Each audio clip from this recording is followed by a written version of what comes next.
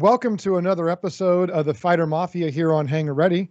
We are today joined by, I've got to mute myself, I'm sorry. I had, wow, not a good way to start. I had hearing myself. So anyhow, this is another episode of Fighter Mafia. I'm joined by my co-hosts here today, and we're going to talk about some of the new space magic that we found in 3.14 and some of the ways that the new systems and information affect combat. Today, we have a brand new co-host with us as well that we're going to talk to a little bit more. But we do want to introduce a little bit more about who we are and what we do for those that don't know. My name is Joshua. I go by Cali Joshua. I am the Director of Research for Atlas Defense Industries, ADI. And we look at all kinds of different aspects of the game, and we try to break apart things we need to know, like we are here in the Fighter Mafia, which is basically how we work together and fly and fight as an org, as a team, and what that team tactic looks like. Our newest co-host, Azuzu, is our Assistant Director of Diplomacy. How are you doing today, Azuzu? I'm great, thanks, Josh, and thank you for inviting me today. It sounds like an exciting show you've got lined up. So, yeah, as said, I'm Azuzu. I'm the Assistant Director of our Diplomacy Division, and for Diplomacy, I'm kind of the friendly first face people see when they come to ADI and they want to kind of discuss inter-org communications. They kind of tend to come to me. Been with ADI for quite a few years now and having a hell of a good time. Well, welcome to the show. I think you've got some good perspectives we're going to get into later today. Thornister, one of our other co-hosts here, he was recently promoted to an assistant director. Congratulations. He is in our air group. How are you today, Thornister? Oh, see, I'm not the only one that muted wrong.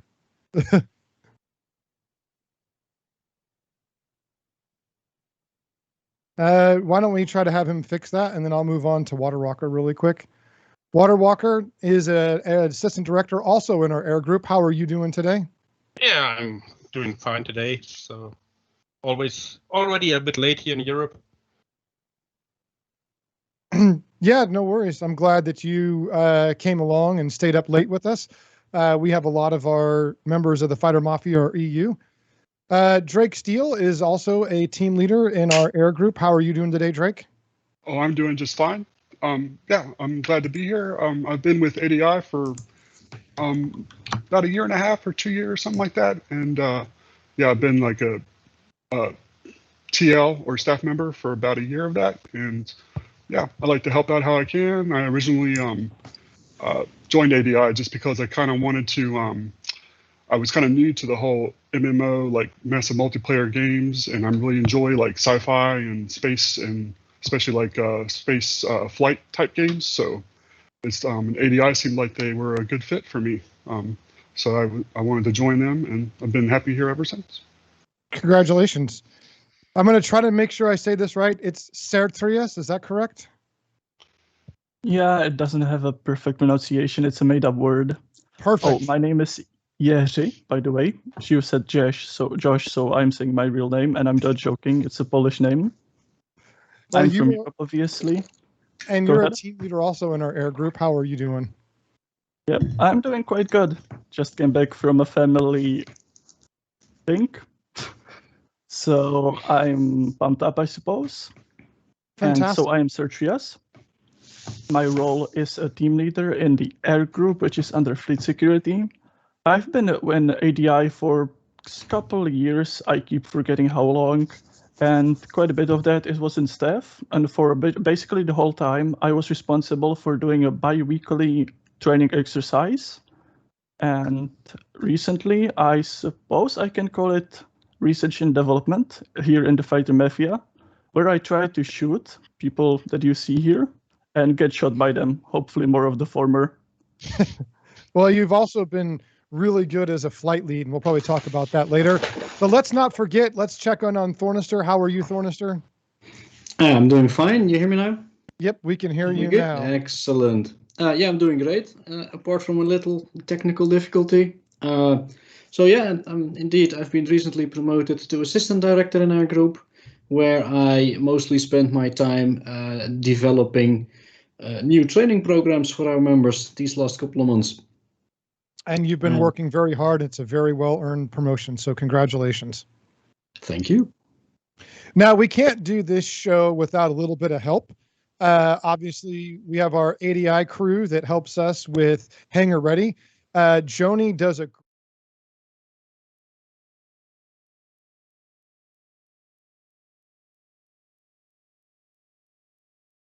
okay. And so want to thank her for that. And just giving us the ability to do this show, have you guys join us, come and hang out with us while we talk a little bit about Star Citizen. And we'll get into our first segment, which is really about the changes we're seeing in 3.14 and what they do to the combat that we talked about in our first show. So if you recall, we talked very heavily about the teamwork that is required to work together, some of the precision that helps with having something like a HOTAS, and just the types of interactions that are needed to support a wingman. So as opposed to flying on your own, we're flying as a group. We are a large org of over 7,000 members. And so we have to answer that question. How do we fly and fight as a group? Now, when we look at this, again, we're not trying to chase meta, although we do run into that. We want to understand the game as it's changed. One of the changes that has come about is we now have, I guess, ammunition for lasers. And we now have, with the power management, which I guess was capacitors, we now have a certain number of laser rounds you can fire as opposed to overheating. And they've also reduced a little bit of the ballistics. So we did some testing the last couple of weeks. Thornister, with your recent promotion here, what do you think about the recharge times for the ammunition and the lasers and its impact on our combat? Especially if you make proper use of the power management system, which we'll go into details later. The recharge times are fine, especially if you make proper use of your systems. If you isolate full power to your weapons, your recharge times are fine. If you have a more balanced setup, I tend to quickly run out of ammo and wasting perfect shot opportunities. What about you, Azuzu? What do you think about it? Oh, I'm still forming my opinion, which is why I wanted to come here today, because I really like the discussions we've been having when we're testing all this stuff out. It's great to throw out your views and then hear some counter arguments to that. So I'm looking forward to being part of that today. There's a large amount of understanding of these new mechanics. Now, I'm personally of the view that these aren't going to stay. So I cannot see CIG seeing this as the completed flight model. Not at all. The way that ballistics, for instance, are unusable at the moment because you don't actually carry enough ammo to destroy the ship you're targeting, and that would be with 100% accuracy. It's just not realistic. And CIG they're not going to shelve all the ballistic weaponry based on that mechanic. And for those that don't know, they've reduced the ballistic ammo significantly for a lot of the ships to the point where you can't do a lot of that damage. Yeah, and that's why I personally don't think that's going to stay. Now, whether or not the changes to the power management system are going to stay as well, then that's an interesting thing, because it does seem to be something they're leaning in towards. They do seem to want to force a combat pilot to have to make rapid changes to change how they fight. They want to expand that easy to learn, easy to fly, but then extremely difficult to master. And I think this is one of the elements they're trying to bring in.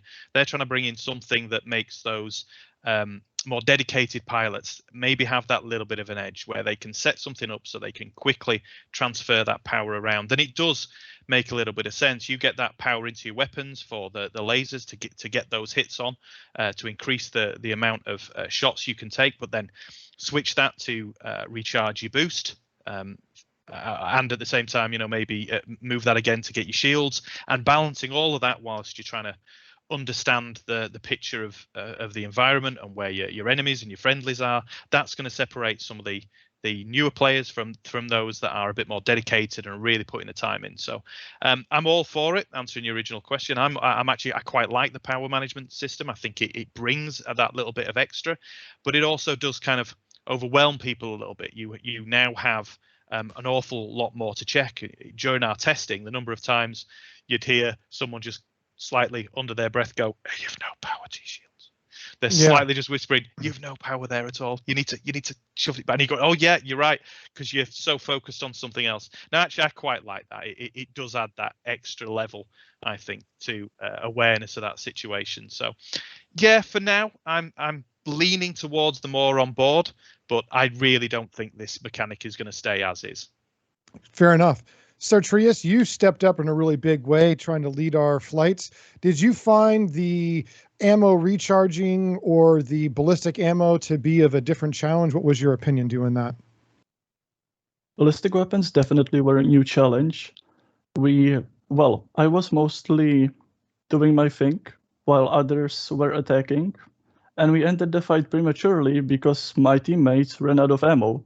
And I was against a big ship. I had basically no chance of winning, so we ended the fight.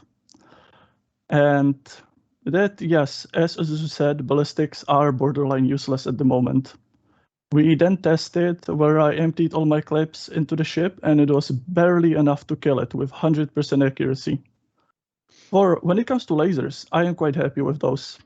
It can come into play where you just don't have enough ammo to kill that ship in one run, but it adds another complexity to it.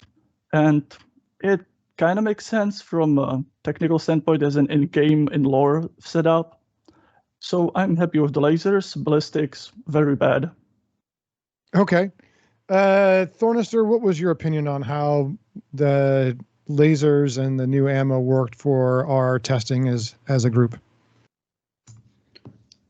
The lasers as part for our testing, yeah, they worked fine. I mean, we did immediately make the call to only equip lasers to strip all the ballistics of our ships because they just don't make sense in any fight that you expect to take longer than 10 seconds, which tends to be most fights, especially since that seems to be Chris Roberts' idea to have longer fights. And especially since it's fairly easy to disengage from a fight, you have plenty of time to recharge whatever you need. The one annoyance I have with the lasers is that those awesome moments when you've set up yourself in the perfect position and you have this nice 6-7 second window of perfect fire right up the kilt of the enemy, and then after 2 seconds you're out of ammo. And you're there sitting there frustrated, waiting for your lasers to recharge. And then, of course, your opponent notices you and boosts away. And I think they definitely have some balance to do in this area.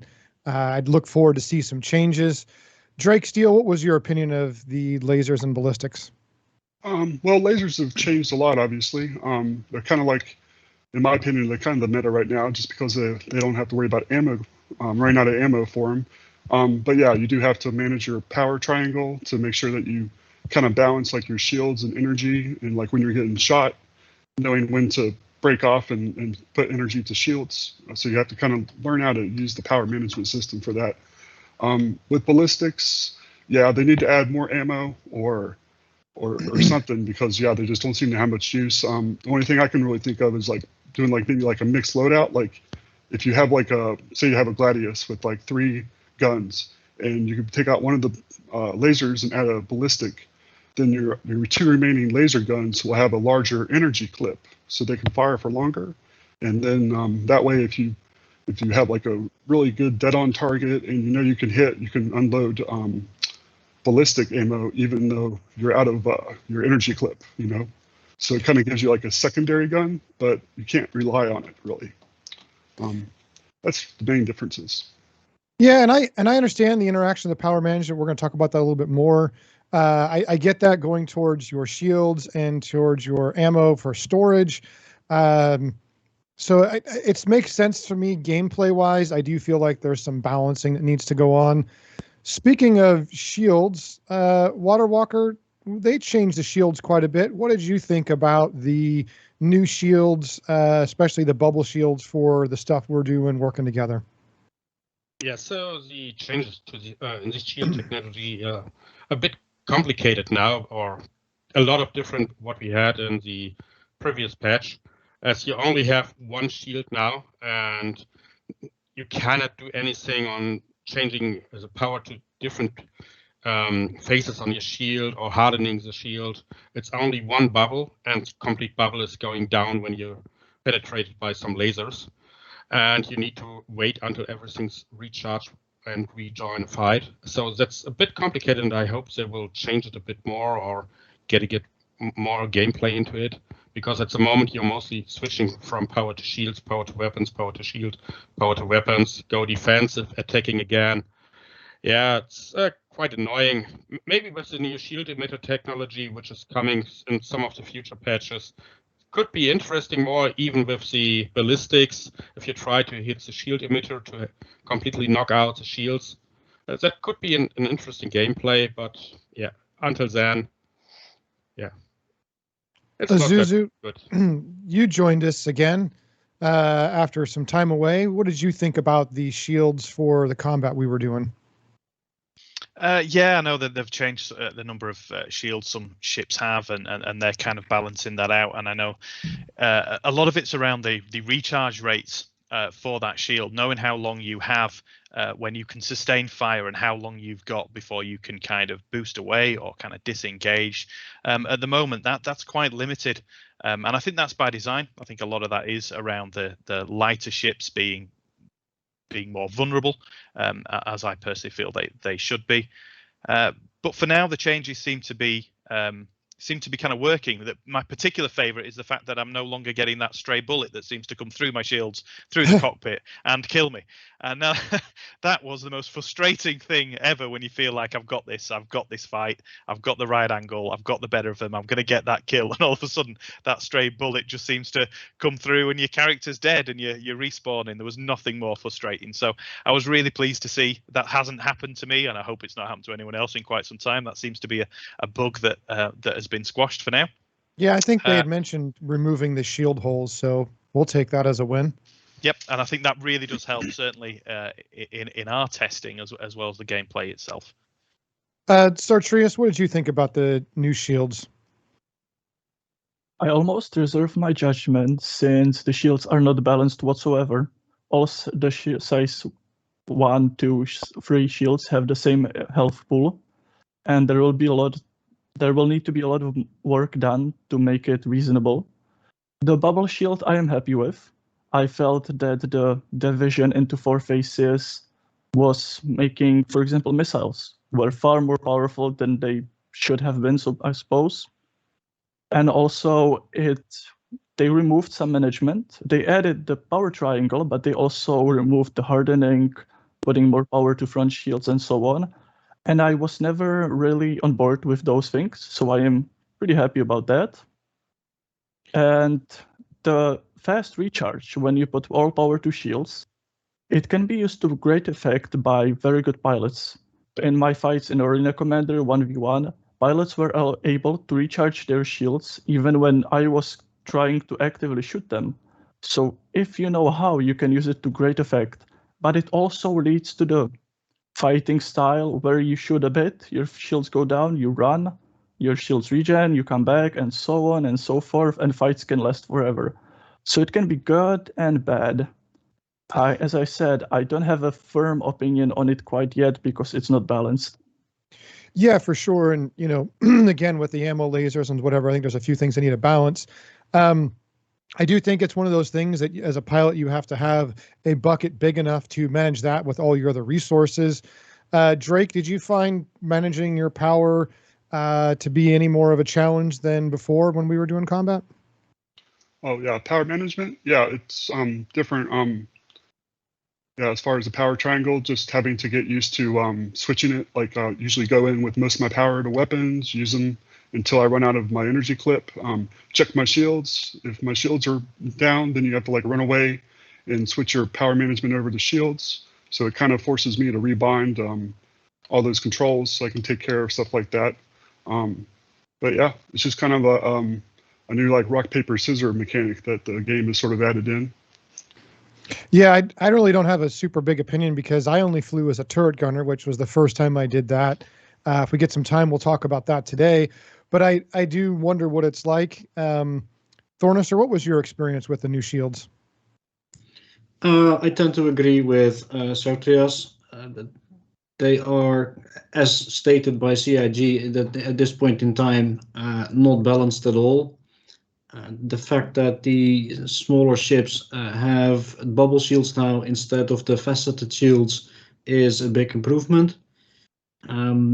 Especially the size 1 shields have a very limited amount of hit points at the moment, so they're very easy to take out, which does enforce you to manage your shields and to take care of them. But other than that, I reserve judgment. I will need to see how they will balance them. I think they've set themselves up for success. I like the way they're going, but they need to simply put in the balancement work. Yeah, and I'm hoping some feedback on this show. One of the, I guess, bigger goals beyond just communicating to our members and our viewers is maybe, people who are really digging into this get a little bit of feedback and give it to them. Water Walker, what did you think about the shields and any changes that you noticed with those shields? Yeah, so one of the biggest problems we faced in our testing is that at a lot of time you didn't get any notice that you were getting hit. In the past, you saw some flickering of your shields, and now, okay, someone is shooting at you. Now you need to constantly check your MFDs if your shield is going down, because there is no active audio information or visual information that somebody is shooting at you.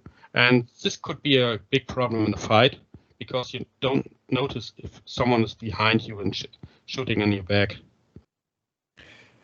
Yeah, and I guess that's one more thing that you've got to add to your personal pilot resources or your bucket to take a look at. Again, I didn't fight in this particular one. I did in the turret seat, but I did notice or didn't notice the splash on the shields getting in my way like they had before. So I don't know if that's new or not. Again, I hadn't been in a turret in a while, so we'll see. Moving on to something we have been kind of talking around here, the power management system. I guess, Water Walker, what did you think about the PMS in terms of managing it and combat and its effectiveness? Yeah, you need to take more care now of your energy. So you're constantly switching between weapon systems, shield systems, but not that much on the engine. So most time when I'm flying now, I'm having all my powers, or most of my powers, to the weapons, so I have more rounds for my laser cannons. And if I'm noticing that someone is shooting at me, I'm powering up my shields when I go evasive, so that they can recharge and have mostly no power to my weapons. Then switching back. So to have this on a keybind on your HOTAS somewhere makes things a lot easier, so that you're not needing to reach out or going to your MFD. So only clicking a button and things changes, and you need to remember this really quickly and to be fast on these things. So power management is one of the biggest new hits here, which everybody needs to learn if they want to go into a fight. Otherwise you will run out of ammo or run down your shields and get killed. So do you think it adds to an immersive gameplay of now you feel like you're managing systems a little bit more, you're flying a spaceship in combat a little bit more? Do you feel it adds to that?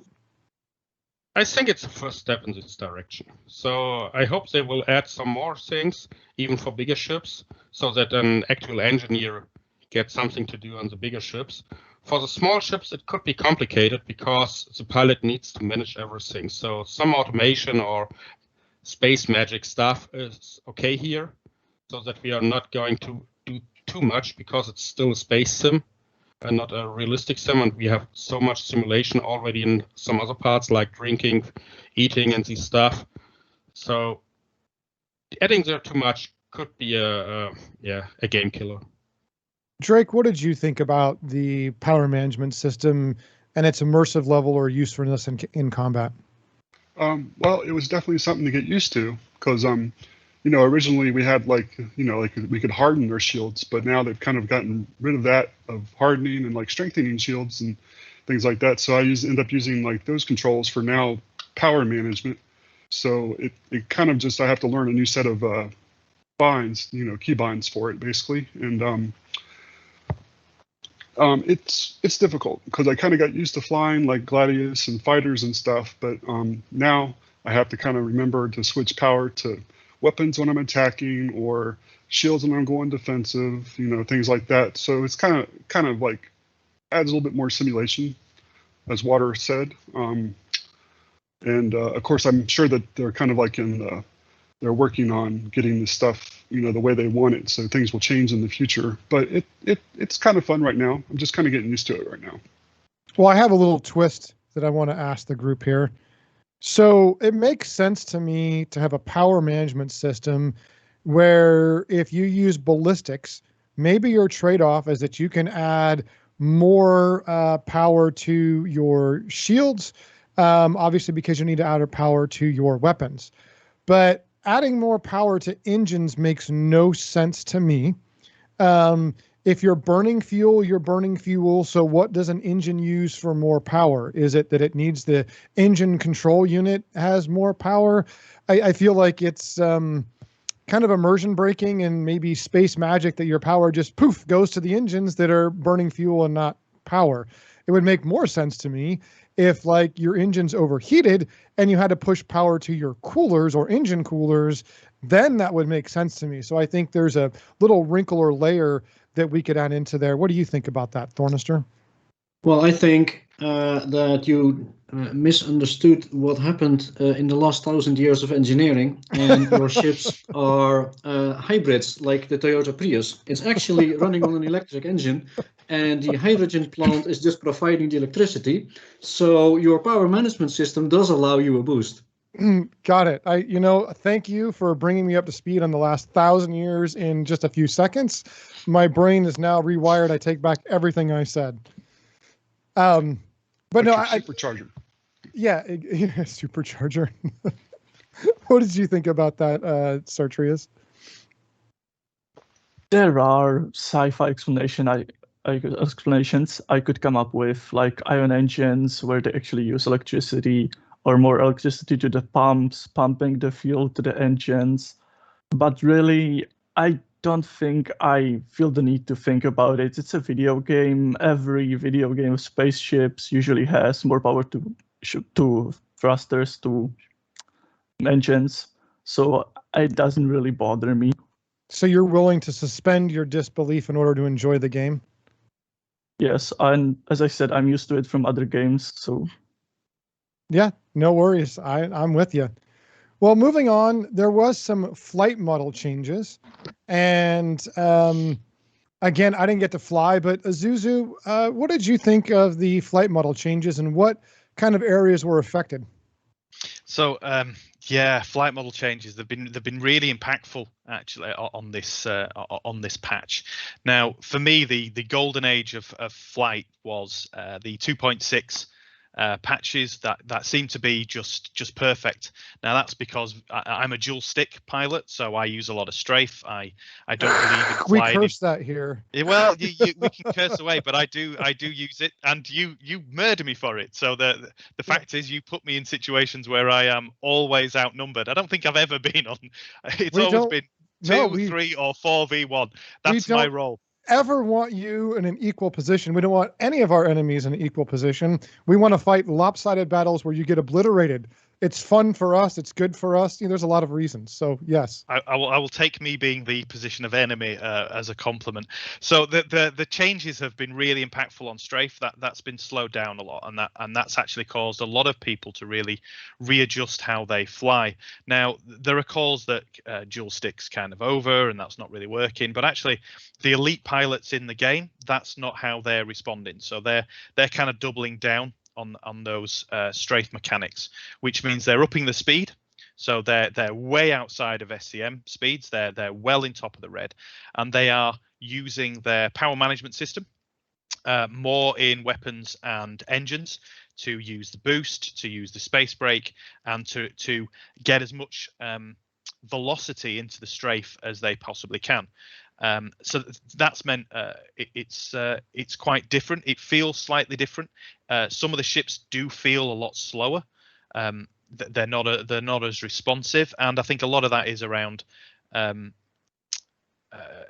larger ships do feel more sluggish. I know certainly the Vanguard does seem to have that bit of a sluggish feel to it. So the changes to the strafe mechanic are different, but as I say, that's now been adapted. So the elite players are now accelerating at a certain angle, and then they're changing their direction, and they're maintaining that direction using strafe, and able to get kind of sustained fire on. So a lot of those players now, if you get a chance to observe them, and I am talking, when I say elite players, I'm talking those top 200 players that are in Arena Commander, that if you go up against them, they've developed a kind of a 3-shot kill system. So they're in Arena Commander, you'll see these elite players are highly accurate with their fire. They just simply don't miss, even at the top kind of speeds that they're flying at. And they've developed a system of getting their first volley in, which takes your shield down, and that's normally at a distance. When they've taken your shield out, they will get in very, very quickly, as close a range as possible and outside your firing arc, and they will get the second volley in, and that will either do significant damage, even possibly a kill, because some lasers are highly effective the closer your range is, and then they're maintaining a strafe, they're maintaining an angle that you can't track. And then that third volley is what finishes you off, and then they're evading out. Now, in those kind of fights, even the average player who's got decent accuracy is probably taking down their shields around about the time that third volley is coming in. And whilst the changes to strafe have been quite impactful, they are finding ways around it using really high velocity maneuvers, and then breaking in at an angle to take kind of advantage. So yeah, there's been some big changes to the flight models.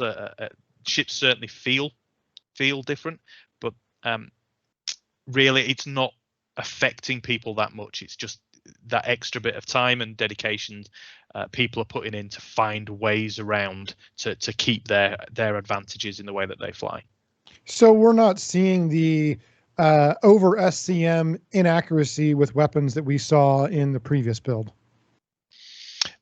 Not for me personally. I'd love to know how others feel. I know it's certainly not affecting the outcome from a lot of these elite players. So if the intended goal was that higher sim speeds make hitting your target harder, well, those elite players are not struggling with that. If anything, that gap has now widened. So it's harder for the average player, and now it's far more impactful for the elite players to come in. Okay, so we've got the lollipops. We got the lollipops. So here's the question. Now that we're still trying to work together as a team, fighting had changed a little bit because of this, and keeping your wingmen together and getting your fire on the enemy, especially if there may be a dissimilar combat, so not just fighting a small fighter. Sertrius, we had to change a little bit of the things we did. I noticed you had to start stepping up and being more vocal as a flight lead. And for anyone who's never tried something like this, imagine trying to drive on the freeway in rush hour traffic, weaving through traffic, but making sure that the other car that you're with, your wingman, stays with you the whole time and neither one of you crash. It's a big balancing act. There's a lot at stake. You talk about that pilot bucket or the amount of skills it takes. Now you got to do all the things to master that and coordinate your group. Sertrius, what did you think about the new flight model and the changes that may be affected as you trying to be a flight lead and coordinate fire on a ship? I did notice that our speeds, our and our enemies, became faster, so we started going faster. And Azuzu, he really started going fast in one fight, and I took up the role to be a flight lead. We tried to do a tactic we did before, that worked before, but it kind of felt horribly. And it was interesting, the bit of frustration, but also the gears turning, trying to figure out what to do next and what to change. And getting my wingman close to me and doing exactly what I wanted them to is interesting at points. And no offense to the pilots that were flying with me, I know that it can be very difficult to group up with someone at high speed. But the tactic I thought of that was based on tactics we developed time and time before worked quite well, and it was exhilarating almost to be the one in the lead and being the one responsible for what will happen. But the bucket is big. I need to keep so many things in mind, keep track of so many things. It was interesting, but I enjoyed it. Yeah, and I think that's, as team leads and assistant directors in fleet security, which is our combat fighting division, at least for ships, the requirement for someone to come in and be a combat pilot is going to require those skills for yourself. And if you want to be a flight lead, it's going to require a lot more skills, but it's going to be critical for us to be able to take the resources we have and make them effective. So I challenge anyone to do our box flying. And when our certs come out for the, different positions as a fighter pilot, all of these are designed to help get people to that level and to take advantage of all the testing and time and training and all the efforts like Thornister and guys like that have put into developing those certs. So I challenge people to do that. Speaking of the high speed, though, I do want to get one more of our guys' opinion here. Drake, how did you feel about the higher speeds, the formations, and kind of the maybe disjointedness at the beginning, and then Sartrius having to snap things back together?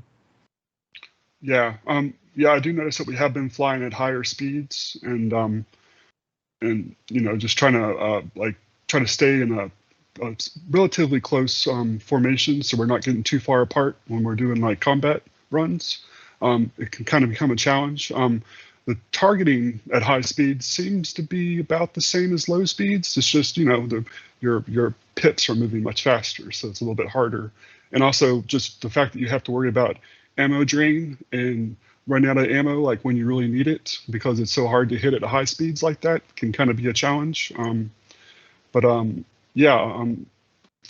can't really think of any.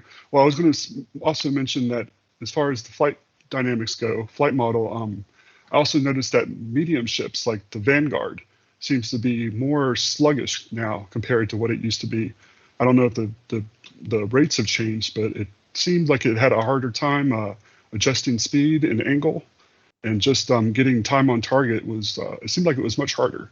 I don't know if it was just because everybody was flying faster or if something else was changed, but I did notice that. I'll have to do more testing, but that's about all I got. Speaking of the acceleration changes, Water Walker, how did you feel about the overall maneuverability of the different kind of small and medium-sized ships and some of the things you saw? Yeah, that completely depends on the ship. So some ships are now even better, like the Gladius or the Arrow. They have a great maneuverability.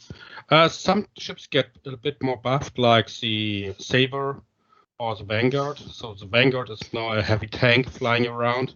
So as a heavy fighter, yeah, it's an easy target for the medium or smaller ships.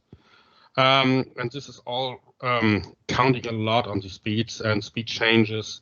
And if you're not looking to your speeds and changing your flight vector, you can sometimes come to a complete stop and be an easy target for the enemy and to shoot you down.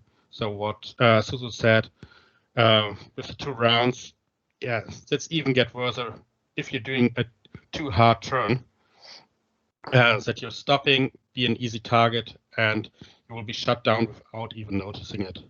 So that's something we saw a lot in our testing. Yeah, and I'm very curious about the way the ship's handles. The acceleration of that ship really has to do with how you use it in combat. You talk about that in terms of the strafe and maneuverability differences, and you begin to maybe hopefully see the picture of how a smaller fighter maybe can get more shots on to a bigger ship, but a bigger ship has the ability to either have more shields or take more damage, and kind of that interwoven gameplay. What did you think about that, Thornister?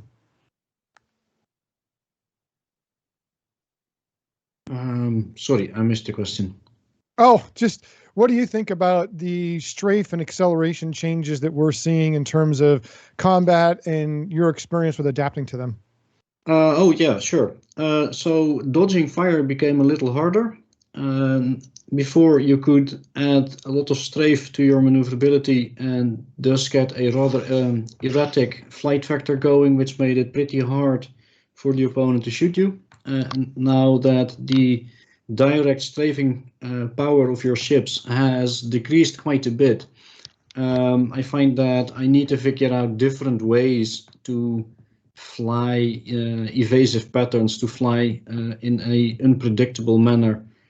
Like Azusu just said, accelerating in a direction with your main thrusters, then align your ship in a different direction, but keep using your strafe to keep that momentum going and use your main thrusters to change that factor is something I haven't mastered yet.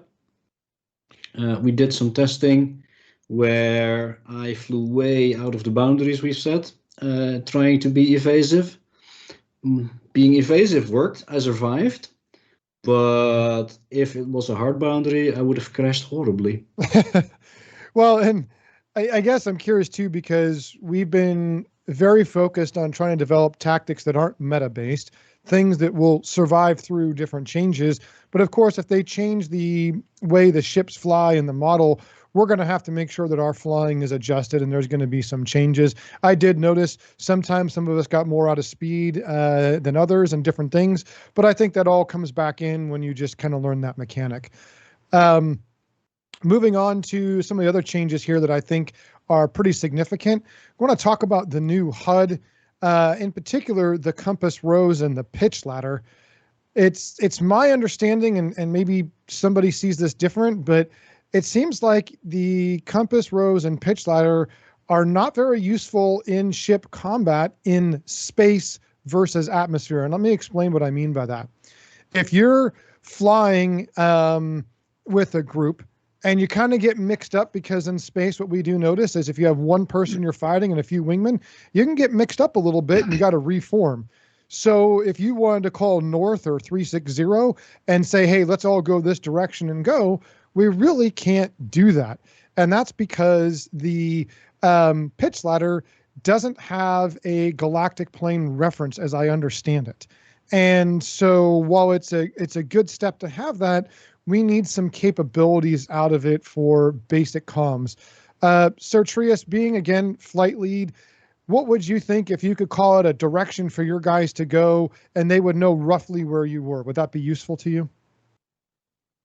Oh, very much so. I have experience with it in Atmosphere, because in Atmosphere, you have the reference, you have the role, so you know where the level is, and you can tell them, go this direction, this pitch, this altitude, and you can really easily find where everyone is going. But in space, since you don't have that galactic plane, it's so frustrating. They did an awesome thing with the pitch ladder, the compass. They just didn't add that one thing that seemingly is simple, because apparently the plane exists already. And in space, we tried it. I pointed at a star and said the coordinates and told it to others. And once they found it, they were looking at the same star, but it took them forever because you don't know the plane again. So when you try to yaw, you're not only changing your compass, but also your pitch ladder, and it's a mess. So Yeah. Space, borderline useless. On ground, in atmosphere, very useful. Yeah, and I think that's, basic combat comes down to move, shoot, and communicate. And sometimes you got to communicate where to move to. So we've got to have those things. Drake, what would you think as a wingman if your wingman called out a direction and you could kind of know where to go when you're reforming in combat? Do you think that'd be useful for you? Oh yeah, absolutely. Especially if we have if I'm trying to chase down a bandit and he flies 30, 40 kilometers and I don't have him on radar, it's very useful because it'll give me I can kind of find a bearing to get back to him. But yeah, as we said, it only really works in atmosphere. Once you're in space, you don't have that horizontal bar that shows you the galactic plane level. So you can't really use it in space, or it's much harder to know exactly where to go. So it's something hopefully will get worked on in the future, but yeah, it needs work. What I'm really saying is we want all the tools to abuse a Zuzu as much as possible as the bad guy. That's really the point of everything I'm saying here today, right? So Love it. yeah. I personally, I've never used it. It's not something that I would want to use. I would prefer a better HUD that gives me the icons that I need. So if I know my flight lead and if I know my wingman, I want to be able to pin them easily, quickly, keep that pin. I don't want it to expire just because I go out of range. That's not something I like. I hate having to constantly repin. I want a nice HUD. I don't want to do maths in space. I don't like numbers. I don't like scrolling numbers across the top, scrolling numbers down the side, trying to get them to line up. That's not going to work for me. I want clearer, nicer HUDs that are user-friendly, that give me the information that I want so I can tell when my flight lead is going in a certain direction. I want something nice and clear and visual that shows me that's the direction they're going in. If there was an indicator on the compass on the HUD, I'd be really happy with that. If you had something scrolling across to say, look, this is the altitude, or this is the direction that pin target is going in. Imagine a little 1 or a little 2 scrolling across that you could then just line it up, just follow. You don't have to call out the coordinates. You can see the direction that your lead is going in. That would make clearer comms. It'd make it much easier to see. And you should be getting the information you need. It should be visually available to you, not something that you have to work out. And trying to do that in a combat scenario is just not realistic. I think it took so long to find and scroll and maneuver out. You've stopped paying attention to who's shooting you. You're not managing your shields. You're not looking at your speeds. You're not checking where your wingman is or even what direction they're going is. You're just pitching around trying to find the right numbers, and that just simply doesn't work. So if it's going to be in the game, it needs to be easy to use, really visually striking, relevant, and quick. It has to be quick. Yeah, and I do a lot of combat fighting in fighter sims and with like an F-18, and we're going to show some pictures here coming up in a little bit of a few things, but you got to have that ability. You got to have some common language to be able to point to a direction and do that. You did mention some about the pinning. There's been some changes to the pins. Thorner, so you want to walk us through a little bit of those changes and how it's affected combat for what we're doing? Yeah, sure. So in I think they added it in 3.13, might have been 3.12, where normally if you have your target locked target, if you were facing him, you had your nice HUD with all the details. But if you were facing away from your target, you had this nice big red arrow somewhere on the edge of your screen, identifying for you where you could find your target. So you could rotate your ship in that direction, and then you'd be facing your target. Now, with the pinning, they added some extra nice big arrows for your pinned targets, so you could easily find those pinned targets as well. And within our group, we decided to use pinning to pin your wingman or your flight lead, so you could easily find a reference towards your flight lead. Like Azuzu just said, it's really useful to have a nice clean HUD. Okay, the guy I'm interested in is that way. All I need to do is point my ship up left and I will fly towards him. Unfortunately, when they launched 3.14, they completely broke the system.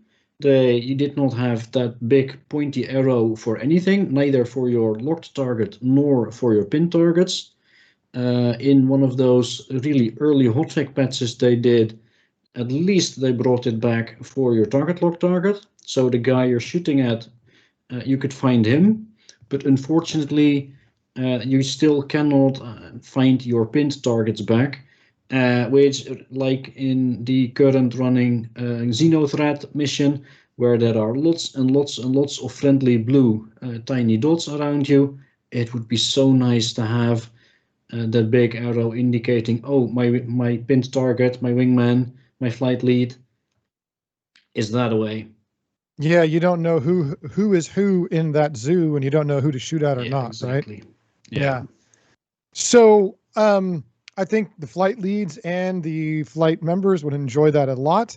One last thing I want to cover on the new HUD. This is more of a resource planning and understanding. They removed the fuel percentage from the fuel bar. It's now just a bar that has the 0 and up. You don't know the numbers. And the reason that's important is if you're flying as a pilot, you need to make sure you know what your fuel state is, or how much fuel you have to get back to your ship to refuel, or how much time you have on target. In the past, we've actually, in the research and development group, looked at how much fuel was used by what ships at what atmospheres on what planets, so that we could determine things that were needed for commanders of operations to know how much time they could have a ship on target at a certain distance. So I get that they put that up there with a bar, but I think we need that number back so that that number represents something you could calculate, because we literally would calculate how long it would take at a certain altitude for that to go down by 1%, and we could use it. So I wish we had that back. I felt that that was a very useful tool. I also think having the power management system with its current critical state coming out of the multifunction display and being up on the HUD, now that resource needs to be more readily available. Those are my opinions. We can see how that plays out over time. But I think that's going to close out this particular segment. We're going to take a very quick break, and we'll be back in about 4 minutes. Welcome back. I hope you enjoyed those commercials. That gave us a little bit of a chance to have a break and to display some new things that we're talking about. What I want to get back into, though, is the ship combat in terms of some of these changes. And one of the big ones is the missile operator mode, as I call MOM. All right. I like acronyms. I think the way that this is happening is going to reveal some things about Star Citizen's current design and some directions we need to go. And to talk about it first, we have a missile lock that now requires powering up of missiles. So you lock a target, you get a missile lock. And when you first go into missile operator mode, you have to have time to power the missiles. And all of this is increasing the amount of time it takes to use a missile on a target. And in combat, we've talked about there is a bucket. There's a lot of information you have to know. And adding this part of the gameplay feature, it's really breaking the immersion, and it feels very artificial to me. And we're going to get into why. But my first question is, and I want to ask our audience and our co-hosts here, how is a missile lock different from a target lock? Is it some kind of space magic? What is the difference between me having something that tells me where this ship is and my missile having to lock on it? Does anyone know? Because I can't find any information that tells me how this happens and why there's a difference. Oh, I've taken it that the missile needs its lock. So actually, your ship and your weapons, that's your first lock. And actually, when you switch to missile operator mode, and by the way, I think you're being really mean to your mom. I think actually, it's a good system, and I think your mum deserves some respect. So it's a different way of controlling it, and I quite like the way it's working. I know it's not going to stay as is, but I think you need to show your mom some respect. Well, I'm gonna disagree with you, and here's why. Have you ever flown a combat fighter jet in a simulator before? Oh, I thought you meant, have I ever flown a combat jet? I was going to say, yeah, I've got one parked on the driveway. No, no. Okay, look, you're right. I have flown combat vessels in other simulator games, and I know that you've got one targeting computer, and that is then shared. And if you've locked once, then your missile should understand as well. But we are dealing with internet spaceships, and internet spaceships have different rules. Well, and I get that, but if you have a system like a radar, which we're going to get to in a second, and it's got the information of where your target is, it can pass that on to the missile. And yes, there is such thing as a missile getting its own radar lock, but that typically happens after the missile is launched, right? Okay. So if they're going to have a separate system, they need to explain it, and they haven't really done that. And I think the intended target is to have to not have a single pilot. So I think they've been really generous with your mum. I think they've been and allowing a light fighter and a single pilot to have control of both. I think they've been quite generous. But the intended purpose, I feel, is that actually they're for the multi-crew ships. So you have a pilot who may have access to some weaponry, but isn't supposed to have both the weapons and missiles. They want a missile operator who's separate. Then And tell me should that why. missile operator have the same target lock as the pilot? I think they should have different abilities to target different ships. Sure, but then why and if you can show the video, Joni, about cycling targets, why when I cycle a target, okay, and I change my missile type, why do I have to reacquire the missile lock if I cycle my target? And if I cycle missiles, why do I have to have the missile have a repower time? Right? These don't make any sense to me, and they're very immersion breaking to me, and they make situational awareness harder because now you got to pay attention to which one was locked as opposed to cycling between them. Yeah, no, and I hear that, but there is an element of balance coming in here as well. If you are your method would allow you to approach a target, you would automatically lock that target in missile operator mode and then switch over to your guns, and then at any time you can then switch back and fire off your missiles. And that's something I don't think they want. I think they want one or the other, and the delay between switching, that actually choosing to use your weapons and choosing to use your missiles should be a choice you make, and actually there is a delay in that choice which makes you limitedly or to some level vulnerable. It also means if you have a co-pilot with you, if you're in a multi-crew ship, that takes up some of the advantage, that actually now you have someone who is able to maybe lock multiple targets, who maybe in the future will able to launch missiles at the same time the pilot is firing. Therefore, you've got that advantage. And if you can play the next video, the missile lock HMD, what about when you just simply have to lock your target, but if you just simply look off axis enough from the target, if it goes outside your little circle, you lose your missile lock. And to regain it, you've got to now look back at that target, and you have to wait for the rings and the tone that it gives you to do it. I mean, to me, this is, what year are we in? We're in the year almost 3000. In today's world, we have these kinds of abilities in modern fighter jets. And I guess what I'm saying is, I don't want to recreate a fighter jet from today. I don't want to make an F-18 a Super Hornet from, Star Citizen. But I want there to be some basic level of capabilities and some enhancement to the technology, not a step backwards. Doesn't it feel like a step backwards? It's not a feature. I don't see it as a feature. I think that is very much something that they've somehow linked the visual lock with the actual missile lock. I don't think that's the intended purpose of it, because if it is, it ruins people that, like myself, I use an eye tracker. I know a lot of people use TrackIR or other tracking software. That just simply breaks that mechanic. There then becomes zero reason to use it. If there is a negative combat effect for you having situal awareness where you can look around using your kind of additional software, then that whole system kind of becomes broken. That's why I think that's simply a bug that is linked to somehow within the program. It's your character is the one that's actually locking at the moment. Therefore, when you're not looking at them, that lock's broken.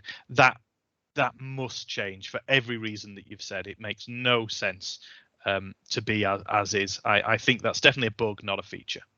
Thornister, what do you think about having ships that seem to have odd components that work against each other, and having a missile tracking system that when you look away, you lose your lock? I mean, do you feel like this is enhancing Star Citizen as an experience? Well, I think that the looking away from your target and losing lock simply is a bug. I cannot accept that to be a feature, or at least I do not believe that it's a feature. It has to be a bug. It's awesome that the positive consequence of it is that you can lock off axis. So if, say, you are flying on my right and I look out of my right window, boom, you're locked. So that's awesome. The other thing that I think people may not understand is that the actual lock time has not changed from before. It feels longer, but that's supposed to be the enhanced lock. So first you have the red circle fill up, that's the missile lock.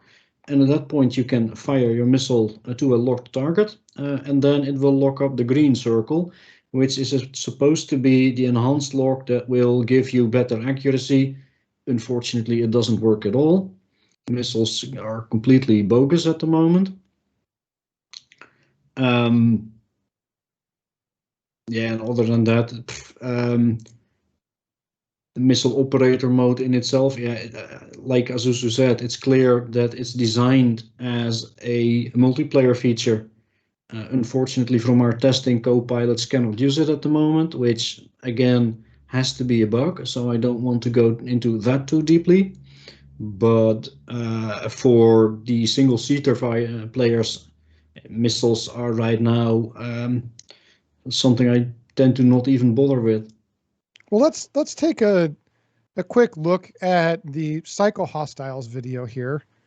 And what you're going to see is that as you cycle between them, you can see that the ship clearly still knows where these targets are because all you're doing is pressing one button, but the missiles have to keep up as you cycle between them. Yep, this is the cycling of the targets here.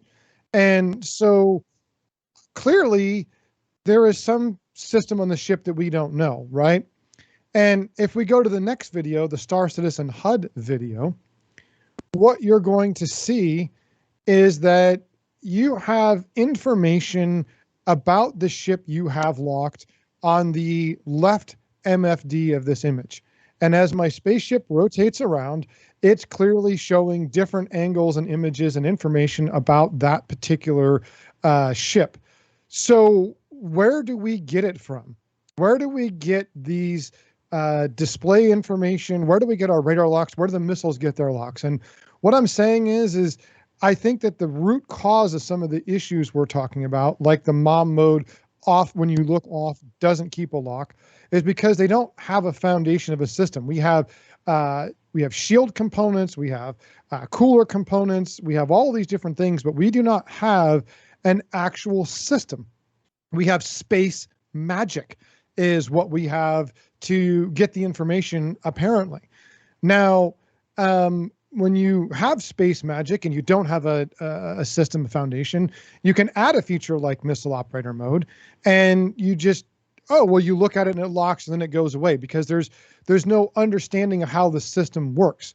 And to get an idea of this, I want to break down a little bit about what is available in a current fighter jet, and then let's talk about how this could apply to Star Citizen and some of the things that we could do towards the future.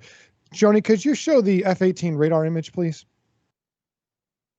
Now, on this image, on the right hand, or I'm sorry, this is the, yep, that's it. What you're seeing here is the radar dish that's in the nose of an F-18. Now, this can move left and right and up and down, and it does that while it scans. So as you imagine, you have a limited access of the degrees that you can do. So left and right, maybe 35, 40 degrees, up and down, maybe another 35, 40, 50 degrees in total. Okay. So you have a physical system that gives you something that is useful, but also has a limitation. So when you add something to it, you have a systems foundation. Now, if we could take a look at the AT FLIR video. Yep. So what a FLIR is, it's a forward-looking infrared radar. And what it does is allows you to see beyond visual range to identify targets. It's just an image. Yep. And that's it there. So you'll see that there's just a little pod hanging underneath the jet. We're going to talk about how these combine later. But again, this is a system base. So like when we saw the Star Citizen HUD on the left-hand side, we had the ship. This is a piece of information that could come from an instrument like this or a system. Okay.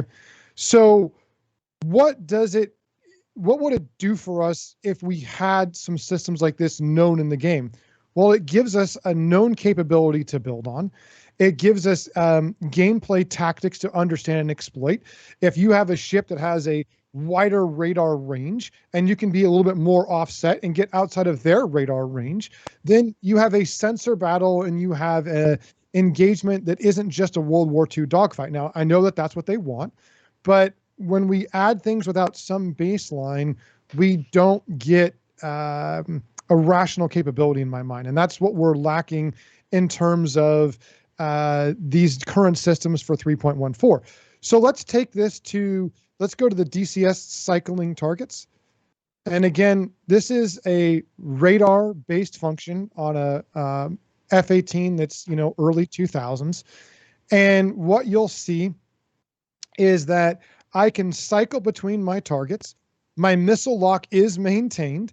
And when I go back to the target, you can see that it still tells me that I can shoot that target. Now, I have them locked up with a missile, so this is giving an indication of that, okay? Now, when we're looking at these things, again, we're in the year 2000. If we go forward to the future, some of this stuff could be automated, and I have ideas of how you could have something more interesting than just a pod hanging on. But again, we're talking about a system that has some parameters you can work around, right? Now, what happens when you put them together? Can you play the DCS F-18 kill video, please? And in this video, what we're going to see is we're going to see the radar on the right is locked on and focused onto a target. The FLIR, or the targeting pod, is looking at the left. You're going to see that there is a missile that gets fired, and you're going to be able to see exactly what the enemy ship does that I'm trying to shoot. They're going to move out of the way, and then you're going to see, hopefully, a successful missile shot, right? So again, the systems in your ship are working together to give you situational awareness and to provide targeting and accuracy. And what you don't have is me having to maintain focus on one thing. I could look to my left, I could look to my right, and everything is right there before me. And the number of buttons this takes is actually only a few. So with this, both Thornister and Drake Steele started flying a little bit of DCS. So I'm curious, Thornister, what do you think about the concept of having known defined systems in Star Citizen, like a radar or a targeting pod, and your experience in flying DCS and Star Citizen? Do you think that this would help have systems for them to build on, and do you think it would make it better for combat? Please don't give suggestions like these. This will add at least 10 years to the development. So I think we need to knock off the show and stop before someone from CIG pops in. Other than that, of course, you're right. Well, it's a design choice at that point. Do we want the game to be more arcadey, or do we want it to be more sim-like?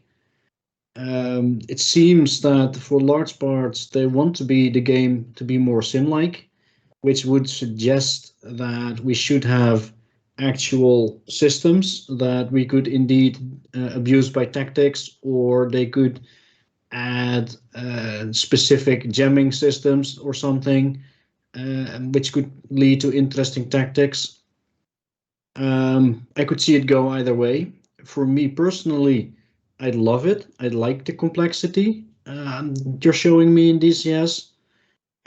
Would it work in as wide and complex a game as Star Citizen, where you have large multi-crew ships, where you could have dedicated operators for these systems, or single-seaters where the pilot would need to manage all the systems and deal with the high-stress situational stuff of actual combat? Don't know. I would love it, but if it would work, yes or no? Well, let me be clear. I think the complexity of DCS should be simplified in the future. I think we should have defined systems, so you know parameters, you know their weaknesses, you know that if you're going up against, let's say, a Super Hornet, it's powerful, it's strong, but maybe it doesn't have the best radar. Maybe it doesn't have the best range on its radar. So you're going to try to use a ship that lets you fire a missile at distance because you don't want to get close to that thing. It's got 6 guns and 2 pilots, and it's just a nasty little beast, right? So it starts to change gameplay, but it doesn't have to be as complex as, DCS. It just needs to have a foundational system in my mind that lets you know what you are working with and what the parameters are. Because right now, it's magic. You have omnidirectional locks with a system that we don't know what it is, and it just has some artificial range to it, and we don't even know why. So I think it's more immersive, and I think it's simple. So I guess the question I'm asking is, if you had a simpler version that gave you some parameters, not the level of DCS, do you think it would enhance gameplay?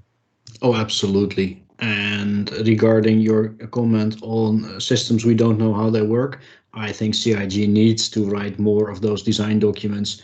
In the past, they made great design documents on Death of a Spaceman medics, the repair gameplay, the passenger gameplay even. Those were awesome. They gave you ideas on how they thought the systems would work. And it seems that they've stopped writing them. It would be so awesome if they would add more to that engineering knowledge base, telling us how they see these systems work, and indeed implement them in a limited way. It would become a bit of a spreadsheet in space game where the capable, especially flight leads and squadron leaders, if they know all the stats of all the ships by heart, they would have a huge advantage. But yeah, that would definitely enhance gameplay. Well, and you're getting into things like picking the right ships for the missions, which is mission planners you're going to need to do. And maybe you don't have the perfect ship, so your pilot's got to adjust a little bit. I think it makes for more of an interesting gameplay. Drake, what do you think? You flew the F-18 after Star Citizen. You'd never really done a flight sim before. We took you up. You shot down a couple of planes. What did you think about that experience compared to Star Citizen? And do you think some of those types of systems should be integrated at some level into Star Citizen? Yeah, well, DCS is a much more complicated game, but yeah, some of those systems would be very helpful. Being able to maintain multiple locks and being able to target like one target and being able to follow another target at the same time. And you can also, it has what is it? The head-mounted display, which you can also use to acquire locks when your aircraft is flying in a different direction. Things like that are useful, but in Star Citizen, it's simplified right now, but they might add some systems because right now there's radar components which are not even in game yet. So those will probably get added, I don't know, sometime in the future. And they might have multiple different radars, like maybe being able to target lock at a further distance or having multiple targets at one time. So there's always a chance that they'll add complexity in the future. And then there's also blades too, which could allow you to modify your radar that you have in your ship. But that's all stuff that will be hopefully implemented in the future. But I mean, did you find DCS more immersive because you had to study the ship a little bit more? Do you think if you had a little bit more study requirement, and I'm not talking hundreds of pages, I mean, just some basic concepts here, do you think it would increase the interest in learning your ship and maintain the longevity of wanting to play Star Citizen? Yeah, I mean, it's a lot more complex. Even like starting up the Hornet, the F-18 Hornet, not the Star Citizen Hornet, but even starting up that ship is a pretty involved process. You have to actually read up on it and learn all the switches and everything. But when you fire up that right engine and then you fire up the left engine, it feels a little immersive. You can hear the engine spin up. You can hear it begin to fire. And I'm not saying we have to have that, but I think every little detail they adds that level of immersion and complexity that makes it so that you don't just master it right away, and that maybe you master one element, but there's more to go. There's some depth and there's some reason to continue playing the game beyond just, oh, it's cool to fly around, in my opinion. What do you think? Yeah, I mean, they could definitely give you the option to use advanced systems that'll let you use things that they have in DCS, being able to tweak your systems and what it'll do and how it'll track. Maybe in the future they'll give the option to certain players to be able to do stuff like that. Or it might also be a reason to have like a multi-crew ship where you have a Rio in your back, like on the Super Hornet. So you have to like, it'll give him something to do while he's flying in the back of your fighter, or in like a Vanguard or anything like that. Could give something for your secondary player to do. So, Thornister, in your mind, do you think that DCS is going to help you at all with Star Citizen? Flying wise, yes, absolutely. It's the flight model is so much more detailed and accurate that as a pilot I will absolutely learn things. But as you just stated, that does adding more complex systems add to the longevity? I don't think so. I think Star Citizen is already complex enough. Maybe not just the fighter game, but if you add that you also need to know how to do the mining, in a bit how to do medical, there is already way enough complexity to keep me interested for a long time. But what if all you wanted to do Will I was be shoot more- things and kill them? Then yes, absolutely. But then maybe you shouldn't be playing Star Citizen. It's called Star Citizen. It's not called Star Combat. Yeah, I know. And I mean, sure, I play enjoyed 42. Oh wait, you need to wait 5 more years for that. and I enjoy the other aspects. I really enjoy ship combat. I mostly enjoy ship combat with teammates. That's probably my most enjoyable moment. And the day that I can provide cast to some Marines on the ground, I'm going to really enjoy that. So Azuzu, I know that some of this might be new to you, but what do you think about the concept of adding the systems that define radar and how missiles are done and making the ships a little bit more complex? Do you think that would enhance your desire and interest to learn more about ships and fly Star Citizen more? That bit that you've just said, that premise of that question, yeah, I absolutely agree with that. Everything previous, I'm absolutely dead against. I really do not want that space. I want a space simulator. I don't want that real life accuracy simulator, and I wouldn't find it immersive at all. I think about every episode, every sci-fi episode you've ever seen. You see the ships fight. You see the hero ship firing its weapons. You see the damage on that target because they're really close to each other. Now that's exciting, that's engaging. If it was realistic, yeah, you'd have the ship at the other side of the solar system firing its weapons at using effective AI to predict the direction, and that'd be the end of the episode. Well, that's a boring episode. Well, or even bring it right back to now. Look at watch Top Gun. So Tom Cruise he's flying his plane. You see the enemy. It's not Top Gun isn't. I've got target lock. I'm firing my missiles. Put T on Goose. I'll be home in an hour. That's not the movie. That's not exciting. That's not what brought me to Star Citizen. I want to see my target. I want to see what they're doing. I want to outthink them. I want to predict where they're going. What are they doing? What's their intended goal? Let's talk about that for a second. So if you have two ships and they have different sensor ranges and different engagements, you have to think about that. It becomes more of a high-speed chess match than a knife fight in a telephone booth. And the knife fight in the telephone booth is very Hollywood. It's very exciting. If people want that, I want them to enjoy it. But some people like to take a step back and engage with a little bit more thinking, a little bit more engagement of systems. And there's still some excitement to that because if you fail, it's high stakes. And, you might have a missile that you eat while you're trying to feed them a missile.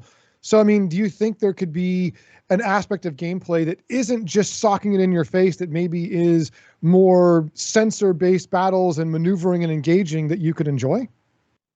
Yeah, I can get that element, and I'm all for. If you're in a Drake ship, I'm all. Your radar should, quite frankly, be stickers that you have to move around the screen. I am fine with that. That makes all the sense in the world. If you're in, one of the upper the Origin ships or something that's supposed to have top-end components, then yeah, I can see that expanded information on the HUD that you need. But I never want to be in a situation where I'm flying along and someone from halfway across the solar system is lobbing missiles at me, and I need to somehow link in with a scanning ship to find out where it's coming from, things like that. That for me, yeah, maybe there's an element to it, and that, but that's what I think it will come down to. It will come very much down to Chris Roberts designing a rock paper scissors. So fine, if there is a rock that can throw missiles at long range, that has really effective radar systems and really effective complex missile operator systems to fire in ordnance from long range, then that's fine. But then it's going to need a counter to that. That can't be how gameplay goes. I mean, think about all the ships and all the mechanics that you then nullify based on that one system. That can't be it. There will need to be a counter to it. So there will need to be a defense, or I'm not a military guy, but you know, you get one of those rapid fire systems that fire bullets to take out incoming missiles. You would need to have really good point defense. That's the word I'm looking for. You'd have to have really good point defense systems on certain ships that maybe you'd need to man or use blades for. Well, that's fine as long as there is that element of rock paper scissors. Let's talk about missiles for just a second here. A missile launches and maybe goes, Mach 2 or 3, right? And in Star Citizen, we've had magic missiles that just turn on a dime and come back and fly all around in circles. If they modeled the missiles a little bit more accurately, a missile is relatively easy to defeat if you know where it's coming from, if you know what position to put your ship in. So if you're flying this way and the missile wants to hit you, it doesn't fly at you, it has to intercept you. So if you fly at really high speed, it has to go over here. And then if you make a rapid change in direction, it's now got to use all its energy to do that, and it's going to burn away. So a missile with a little bit more accuracy is not going to be this ultra deadly thing. It can be more of a tactical engagement from a distance. And missiles have a minimum and a maximum engagement range. So let's say you start off with a sensor battle and you fire a missile at somebody because you want to send them defensive. And maybe the missile isn't going to hit, but now you've positioned yourself behind them, and now you can begin your knife fight in a telephone booth from behind the guy, right? And so you can step into these battles with a little bit more engagement, a little bit more thinking. And maybe you both disengage at that point. You don't want to get into a knife fight, and you go back to a sensor battle. I just like the idea of there being some level of depth and immersion beyond just punching each other in the face. I mean, it's a fun thing to do, but I'd also like to see that a bit of engagement. I think it's a more enjoyable side of the gameplay that can be there. And if you think about large org-on-org battles, which again, being part of an org with 7,000 members, I'm guessing we're going to find an org or two out there that we don't agree with or that we will have competing resources for.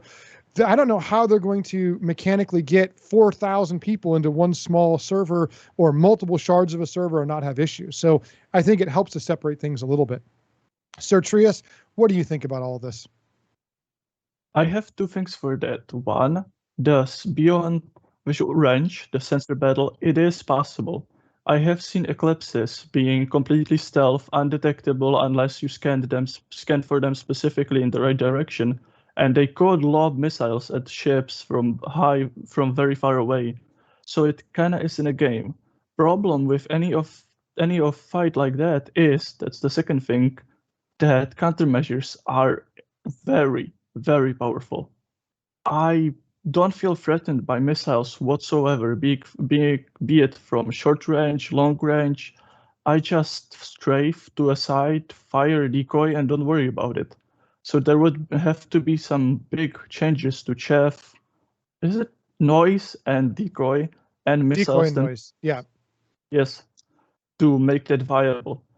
I think that right now you can use it, the clips, against a large ship like a Hammerhead, and you can have that sensor range battle. But with small fighters, it just wouldn't work at the moment. Would you enjoy it if you had some level of that gameplay as an additional immersion factor? I believe so. That I could do that one Hail Mary almost missile, see what happens at the beginning, and then engage in a knife fight. Hopefully get an upper hand with that one missile. Maybe not kill the target, because missiles don't really do that in Star Citizen, but get their shields down, damage some of their components, It would definitely add to the game, yes. And again, I'm not talking about recreating the full depth of an F-18. I'm just saying I'd like to see a little bit more gameplay along these lines, some systems and some different missiles. Water Walker, what do you think? Yeah, I would mostly want to see more cooperative systems. So we have this at the moment for pinning targets when you have a two-seater ship. So remember our test with the Hurricane, where the pilot is doing a pinning of the targets and can call out, okay, we are concentrating on number 2, number 1, switching to number 3, and the turret gunner also have the same pins. This combined in a group that you can pass over your information to the other fighters, that would be a big improvement without making things too much complex. So you can have some real flight lead, which can mark targets and call out which target should be engaged. So this will mostly improve our group gameplay and not the individual gameplay. So to have a lot of systems inside of a single ship, to have a lot of immersion, is nice if you're playing alone. But if you want to play in a group, we need some systems which helps us in a group and act as a group and makes things a bit simplified. Yeah, and I think that's what I want is I want a game that offers me complexity of different things, just constantly having the Twitch battle. I don't know. I mean, I enjoy it, but I want to see a little more depth, and I guess that's what I'd like to know and see is if we can have that just slightly bit more complexity because it has a rippling effect. How do we plan missions? How do we determine what ships or missiles to take? What does this engagement do we think it looks like? The more layers of complexity, the more that sort of gets into the concept of having the game, in my mind, last longer, to be more immersive and to be something that, I don't want to be beaten by just any random player. But if somebody's come in and dedicated and learned their ship better and how to fight with it better, well, then I have two choices. I can just die every time, or I can dig into my ship and find out how they do it. So I guess to me, I'm just asking for that little bit extra. And what I'm going to ask my audience is we're going to go to a quick break. On the other side of that break, any questions about this topic or today's show, please ask them, and we will answer them on the other side of this break that we're going to take now. And welcome back. I don't know if I've seen any new questions here. We'll still take them if they pop up. But what I want to do next is we're going to talk a little bit about an experience Zuzu had and why we brought him into the Fighter Mafia and his value. But first, let's take a look at the concept of having an org and different people looking at a problem and trying to solve it means you have different perspectives and you have different abilities. So when I first got involved with the Fighter Mafia, as you might have seen in our previous episode, my job was to work with these guys and break them out of what it was like to fight with AI and to fight with people, and to make sure that we could do that with the teamwork and communication and coordination that was required. Now, Zuzu here had a unique experience. So when we say we pick on him because he spent a lot of time dedicated to some 1v1 stuff. Zuzu, you decided to enter a tournament. What was your motivation for entering a 1v1 Star Citizen tournament?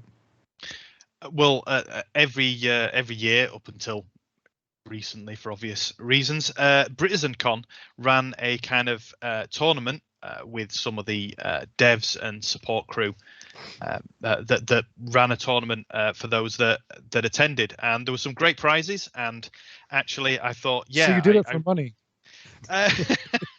No, I did it for ADI bragging rights. So okay, there was a number of other pilots there, and specifically, I did end up in the final against a guy from Test. At which point, losing was not an option for ADI. You would have been kicked out of the org.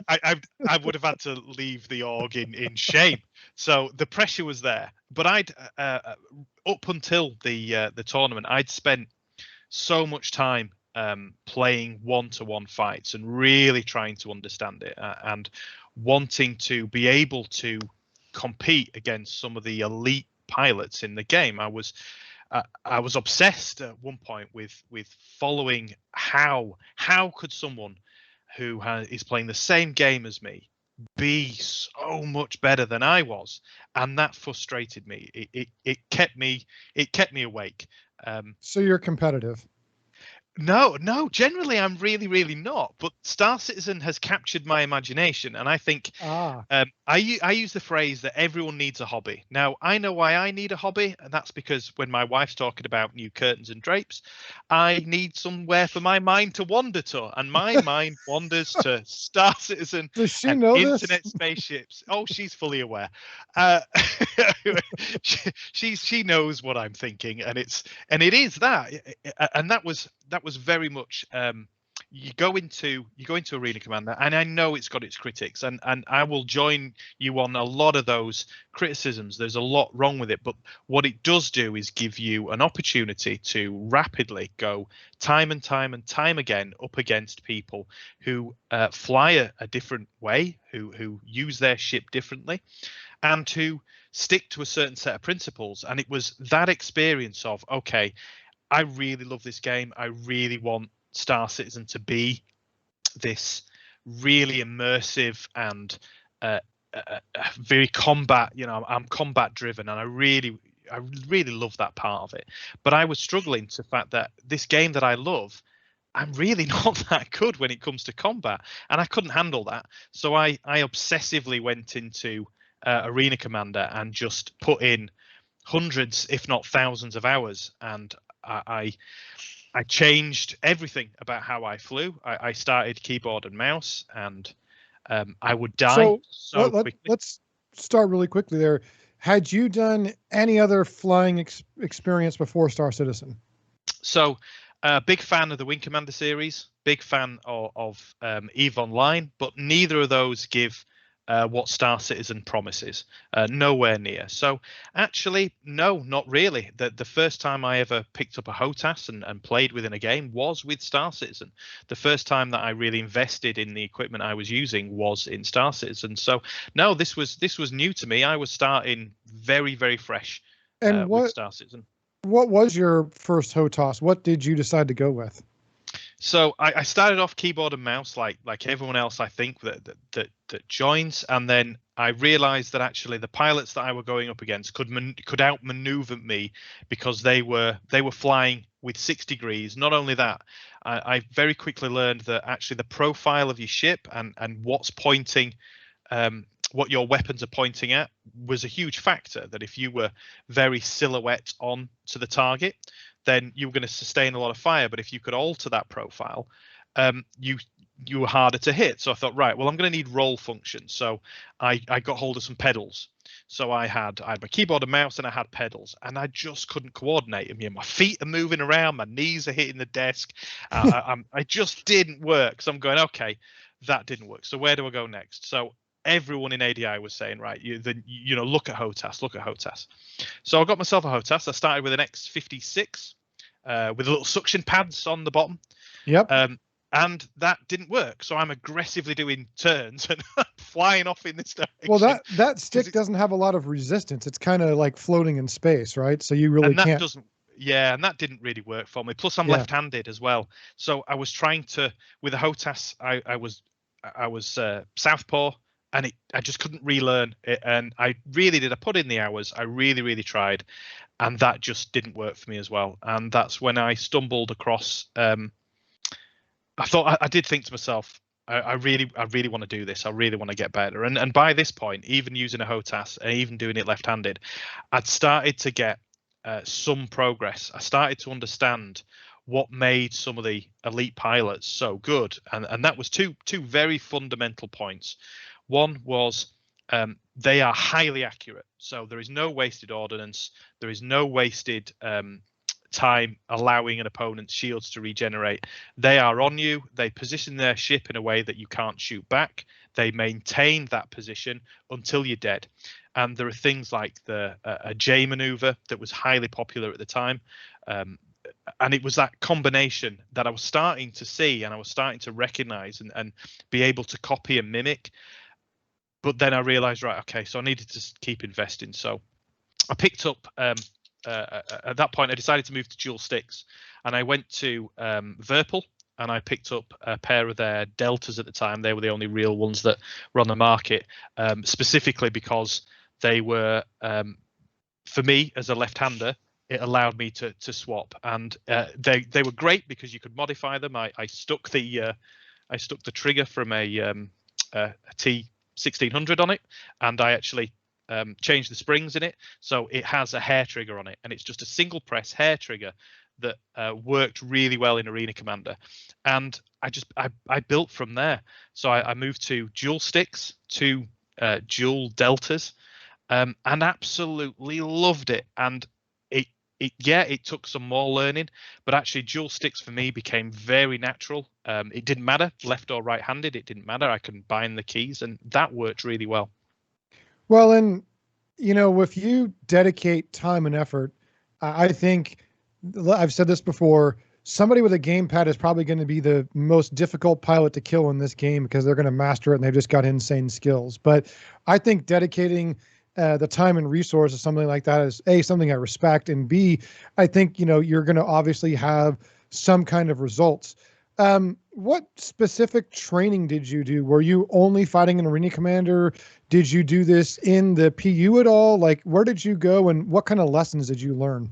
So kind of both. I was in Arena Commander a lot, and that got me to recognize some of the names and chatting with some of those guys as well, who were really great guys who would comment, and there was a few Spectrum messages going back and forth and just kind of exchanging those ideas. But at the same time, I would seek out bounties when that system came online within the persistent universe, and that was a great thrill. So going from Arena Commander, where I can tell you now, and this is quite sad, but one of the best moments I had was I was going up against one of the later pilots who had probably killed me hundreds of times, and we went in, we targeted each other. It was a 1v1, and I killed him, and there was this almost moment where I went, I say him, I don't know, I killed them, and I thought to myself, yeah, that just happened. I've got that kill. And it clearly, this other guy thought, right, well, I'm not having that, because he came straight in for some revenge, retargeted me. He came in and thinking, that's not how this goes. I've killed you hundreds of times. You don't kill me back. That's not how this works. So he came in, and I killed him for a second time. Even though I was slightly damaged, I got that second kill. And Wow. I just thought, yes, I've got it. I've figured this out. I'm now able to compete. And then when you take that into the persistent universe, and you've got someone who's maybe a bit vocal in chat, who's killed a few people, who's maybe being a bit piratey, or who maybe exposing a bit of griefing behavior, and you go up against them, and you just wipe the floor with them. You eliminate them without your shields ever taking a hit. That is a really good feeling. You type that G and F in local, and you hit enter, and you grin, and you go, yes, I've got this. So when I was at BritainCon and that tournament came up, I was with a lot of the other ADI guys. There was a great group. Shout out to Leos and McGee and the rest of the group that was there. We had a really good time. But there was part of me in the back of my head going, oh, if I lose this, all those hours, all that time, I don't think I didn't know what I would do with myself. And quite frankly, the build was so broken. It was a really bad patch. What build was it? I couldn't say off the top of my head, but it was one of the early 3-point builds where they just introduced gimbals, and the whole kind of weapon systems didn't work. But you did lose points for crashes, and in Arena Commander, with asteroids flying around, a lot of people were, because they couldn't hit the target, they were trying to get the target to fly into objects or things like that. And yeah, that's kind of how it played out. I did get quite lucky. I will openly admit there were a few matches where I shouldn't have won that. One of which it went on in Arena Commander. You get points as you score hits, and my point score only overtook my opponent, who finished third, in the last 2.5 seconds, I think, of the round. I managed to score enough points that I progressed, and then I ended up in the final against a streamer who is also a test member. And yeah, that's when the stakes were real. that was a very close fight. I was very lucky to take off his wing really early in that round, which meant he only had 2 weapons, and he couldn't take down my shield. So it just became an attrition fight at that point. Timer ran out, and I won I won the tournament. It was great. It felt great. I think the rest of the ADI guys were looking at me as if to say, "You lucky kid, you got really lucky there." And you're right. There was certainly a lot of luck involved. There was a fantastic trophy that had been designed by RDF. I think the guys there, they fabricated this great trophy, and I was stood there and I was holding it as the guy says, "You don't get to keep that. Yeah, that has to stay here." Oh, the disappointment at that point. I really want that. But CIG were happy enough to give me an Aquila that went to my account, and yeah, it was a great experience. Well, you described the build up and going into something that you felt you had to do because you enjoyed the game and you wanted to excel at it, and the time and effort and changing your peripherals. To me, I'm a competitive person. I actually race bicycles for fun, if you can believe it. And so I really resonate with that concept of working really hard for something. You get to a point that maybe you didn't even realize you could achieve. And to me, it's motivated me over the years to kind of maintain that fitness level or that ability. And do you feel now that like you're still motivated because you learned that you had a capability that you didn't before and you learned something about yourself? Yeah, absolutely. And it's always good to invest in something and see those rewards. And yeah, this might be a side. It's a game after all, but it felt, I won't deny it felt really good, and it has become my hobby. Yeah, I upgraded from the Furples to the alphas, so I have dual alphas that come in both left and right-handed varieties. These are absolutely superb. They combine the benefits of a controller. So you have a thumb. You have a thumb pad. The analog. Yep. Yeah, you've got the analog stick. Thank you. You've scroll wheels, endless buttons, multiple stages of triggers, and when you've got 2 of them, that has really helped me fly a ship in a way that feels really comfortable. I don't think about it anymore. Everything I need right where I need it to be, and it's been worth the investment. But I also acknowledge that that's not going to be the route for every member. So when you kindly invited me to join the Fighter Mafia, I was not in any way, and I'm not now in any way advocating that for people to fight or be successful in the game, they have to spend huge sums of money on some of this equipment, because it is not cheap, and it isn't necessary. You can be very effective with a HOTAS, a keyboard and mouse. You can still be really effective. It doesn't require that.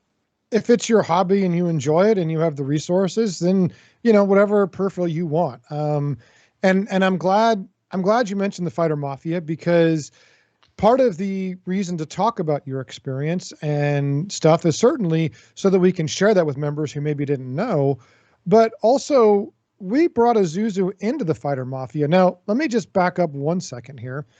A lot of the guys in the Fighter Mafia were newer to any kind of combat fighting. A lot of these guys had really never put the kind of time and effort in that maybe you had. And when they started working together, they'd come to me and ask if they could do some work together. And I said, yeah, let's do it.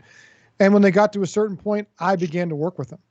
And my experience set with flying, combat fighters is move, shoot, communicate as a coordinated element, work as a team.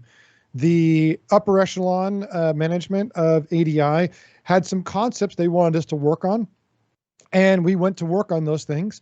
And we found out that, yeah, there's something to that. We had to make some slight tweaks to make it applicable, but we've got this working. We can make 2 space fighters or 3 or 4 work in a coordinated fashion. Now, I'll admit I am probably not the best Star Citizen pilot. I need to do more work in that arena, but I took my experience and tried to help these guys build them up. So to kind of check where we were and as I call it, a crazy check, right? Because you can sell yourself a crazy river of lies, and you need to test that and check it. So we brought you in because we felt that you would be good competition. And I think we first start off with a 2v1. And I'm curious what your feeling was in that experience when you first got to see what it was like for two ships to fight against you versus one. So I was really impressed with that. It was more of a challenge than I expected it to be. I think we did about 16 Did runs. you think you were going to come kill us real easy? Yeah, of course I did. Absolutely, without a doubt.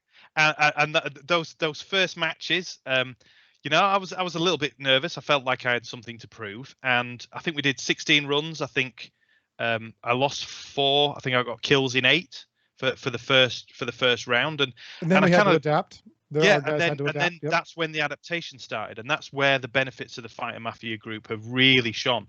Is you show the group a kind of a specific way of flying or a specific attack maneuver, and how that group then discusses it and coordinates and then responds.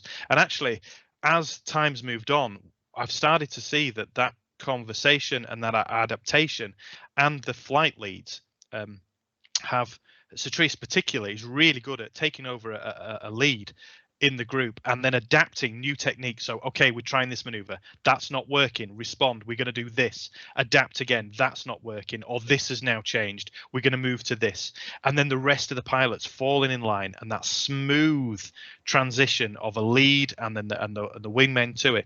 They've been beautiful to watch, and it's gotten progressively harder and harder and harder for me to be competitive. And that's really the way that this group is showing its worth, because you're right that against the average player, the average player doesn't stand a chance with the coordination that we're seeing. It is very, very difficult, even up against those elite pilots. This is the way that we need to go when we're going to combat those very, very skilled groups, because the counter to it can't be an absence of the Fighter Mafia, an absence of those team coordinations, because you will end up with, the message can't be, right, you need to spend thousands of hours practicing, you need to spend thousands of hours coordinating your accuracy and your flight skills. That's just not realistic for every single member. We need easy to learn, easy to use flight mechanics and skills and tactics, but also there's an element of difficulty in mastering them.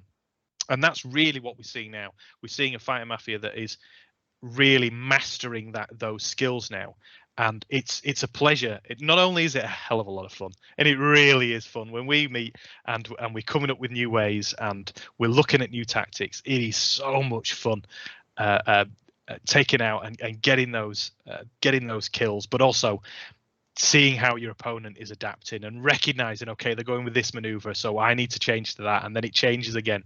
It's so much fun. But yeah, that's absolutely the value. You talk about the evolutions that we make.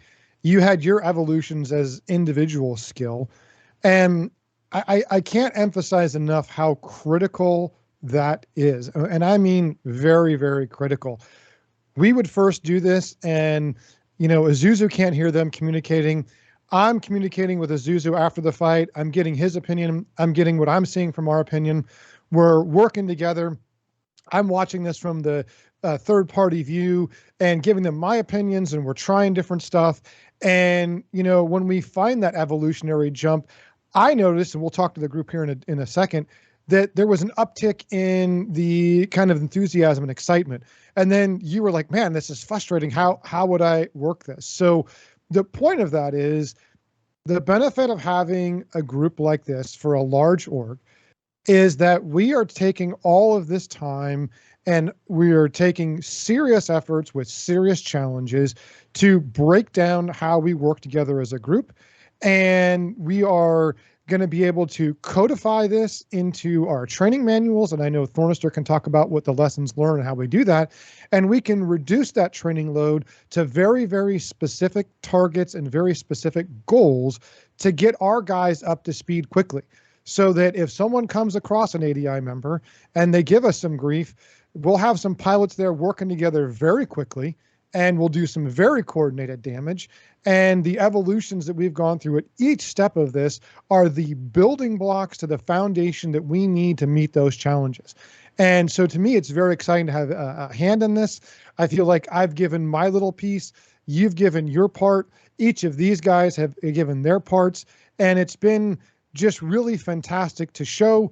I'm really glad to have the opportunity to do this show, because we can't have this conversation individually with 7,000 members, but in this show, we get to talk about it and see that. So I really appreciate you coming in. I really appreciate your honesty.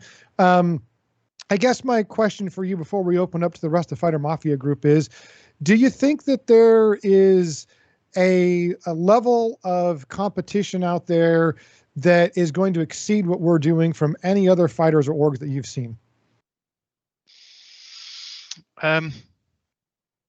Yes, but no at the same time. So yeah, there are some groups of players that will represent a significant challenge, that they are so accurate that their flight mechanics, the way that they fly, is really effective. But they're not going to be as coordinated as we are. I mean, one of the things I would like to say is that I was not surprised at the level of organization when I joined this group, because I've been with ADI a while now, and I used to be surprised at the level of organization, but that feeling has now completely been killed off. So when I joined the Fighter Mafia and I'm watching all this material and all this analysis and all this planning and development that's been created, I went, yeah, this is how ADI shines, and that is going to pay off in the long run. So yeah, there are going to be some groups that pose a significant challenge, but I think what we're doing is the counter to that. It's going to prepare our members. It's going to give them a fighting chance to compete, be part of a group, and ultimately that's been one of the other factors in this. Is I've become really close with the guys in this group and chatting away with them, and it builds that kind of team spirit really well, and that's what we can give to our members as well. Absolutely, and I appreciate that. I'd like to talk a little bit about, the number of pilots that we're going to need to train. And I know, Thornister, you've been working on the certifications for that and whatnot. What lessons? Well, first of all, how did you feel when Azuzu first came in? What lessons did you learn?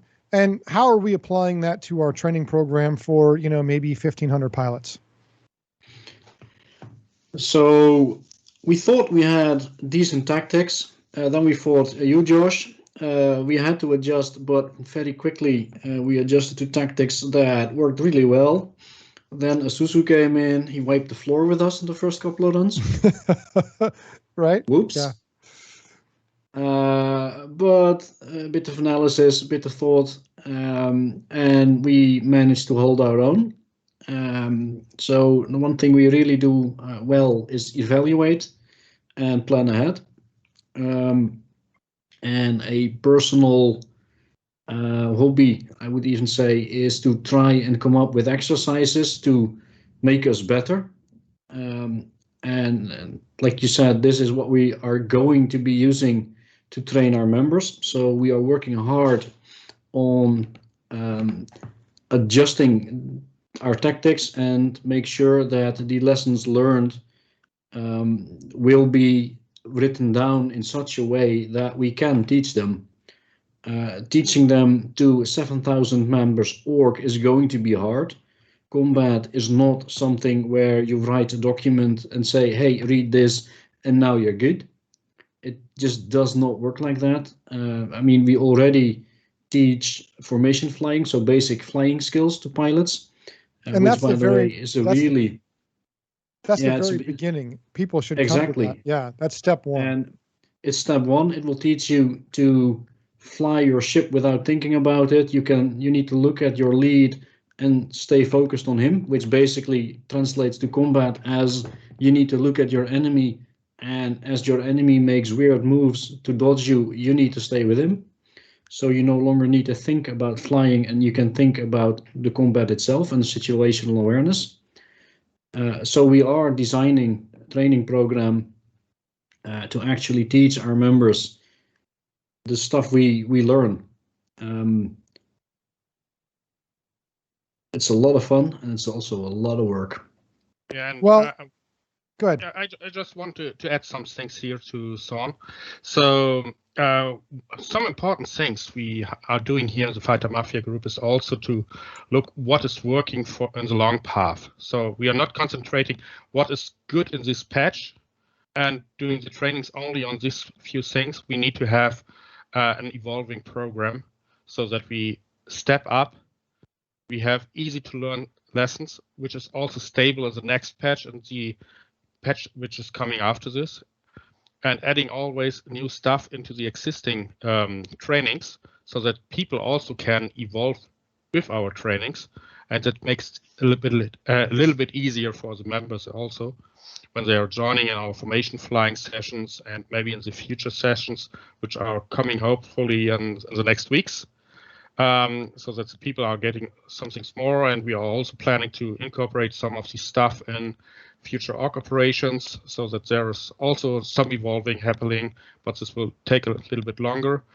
Yeah, and to find out the way how we want to fight or to fly in a group, to communicate and what is working takes a lot of time. So sometimes members complaining, oh, why you're not coming out with this stuff or training with these things. So we are mostly meeting 2 or 3 times a week, having 3 or 4 hour sessions in our group, and mostly only the half time is flying actually in game. The other half time is discussion, what went good, what went bad, how we can evolve, what we can improve on these things. We are doing a lot of video shoots. You see in the background here on our Fighter Mafia channel as well, so that we can look after our fight or our training sessions into these videos and see what worked not so good, where was a mistake, how was the shooting accuracy, what happened in this second when we blew up a target or got blown up. And this all helps, but this also take a lot of time also during our sessions. And I hope that, you know, this podcast and these discussions and bringing in these folks is motivating to bring people in to dig into the work and to know that we are serious about how we got there. We didn't just happen here. We didn't pretend that this was working. We know it is because we test it, and ultimately develop those people into instructor pilots that can pass that on and build that foundation. That's the whole concept of the Fighter Mafia, is to train, fight, learn, and to, you know, produce people that can continue that on. Because if we're going to train 1,500 people, it isn't going to just be the folks in this room and this podcast that are going to do it. It's going to require a lot of help from our members. Sir Trias, what do you think about that? With the size of our org, I would say sadly, we cannot dedicate tens, hundreds of hours to each of the pilots. So even if we do really good training exercises, documents, there will be need for individual training. So joining that upper echelon of the combat pilots when we established who those people are, will require some dedication.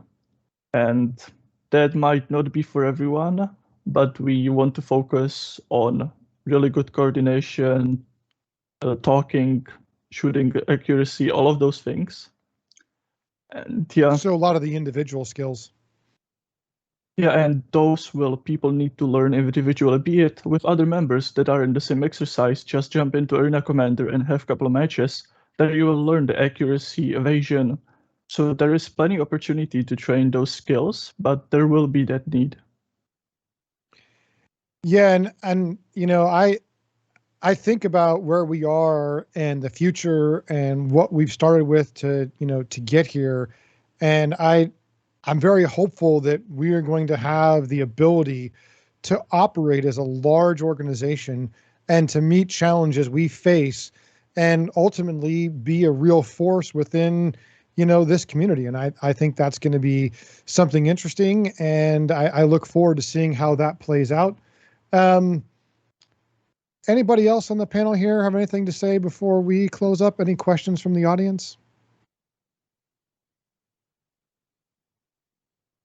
Nope. Yeah, I've got one question for Azul. So you spent hours on your individual skills training. how did you find the transition from being a solo pilot versus being part of a wing? Yeah, difficult, and I'm still learning that transition, and that's a way I am behind you guys. Is the fact that I'm a selfish pilot, and actually I am struggling to adapt to the fact that I actually need to step back, and sometimes I need to follow my lead and adapt to that. So yeah, I am unlearning some of the things that I've done to fit better into a group, but it is worth it. So whilst I am making that adaptation, and it does feel like a bit of a step back, all things are like that. So when I switch controls, you know, I didn't start off from where I left the previous set of controls. I start worse off, but know that after time I will be better in the long run, and that's very much what this group is doing. So I'm taking the fact that I can fly my ship in a way that I can think about angles and approach vectors and how I'm going to reach that target, but at the same time I've also got that accuracy. I'm bringing that with me. Now I'm bringing that to a group of people, and I'm bringing that to be more effective in how I'm instructed or how I'm following my lead, flight lead. That's what I'm bringing. So it's a transferable skill, but yeah, I will acknowledge it's taking some relearning, but it's well worth that relearning. And you're using dual stick, and we do a lot of speed changes and coordinated flight. Has it been a challenge for you to stay with your wingman and to make sure that you're doing the teamwork side? No, not of, yeah, I can see that with a lot. I think it depends on the equipment that you're using. So what works really well is having the speed limiter.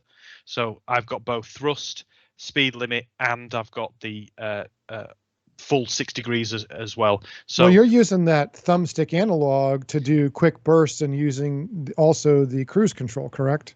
Yeah, and I've got both. So because I've got dual sticks, I've got 2 of those analog sticks that allow me to have one as thrust, one as limiter, and I've gotten really good at setting that. So when a speed is called, I'm able to very quickly choose that. And I again, everybody is free to use whatever peripheral, and if that works for you, that's great. I do wonder how taxing that's going to be for longer flights, but if you can use cruise control and those things, I'm sure that helps. Any other questions from our other panel here? Nope. Doesn't look like we have any question. Oh, yeah, maybe one. How do you feel the communication or change in communication? So when you're fighting as a solo player, you're mostly not communicating, and in a coordinated fight, we have a lot of communication going on, which is very precise, using gravity codes or calling out situations so that other people can help you from the flight. What's this change for you? Yeah, that really helps. So that really does help, and that's why the training that you're developing is so important. And I really encourage members to get involved, because it is something that you quickly pick up, but it also gives you a wider sense of awareness of what's going on around you. Now we're still doing small fights, small groups against other small groups. When we expand that out, that communication is going to be absolutely vital for us staying competitive. So it's one of those things that yeah, it was new at first, but then the way that the training's been developed and the way that you guys are teaching it, it's really easy to pick up and then incorporate into existing gameplay. And I challenge anyone to recognize the complexity of just flying your ship and communicating with people all at the same time. Any extra action you add adds a lot more resources that you have to deal with. So, when they talk about you can't just read it, one of the skills you've got to do is just build your pilot bucket to be able to handle more and more resources. And so all of our training is designed to progressively increase and enhance that. We see that with people who return to box flying. Those box flyings are announced in our Discord. They are happening more and more as we come out of the summertime.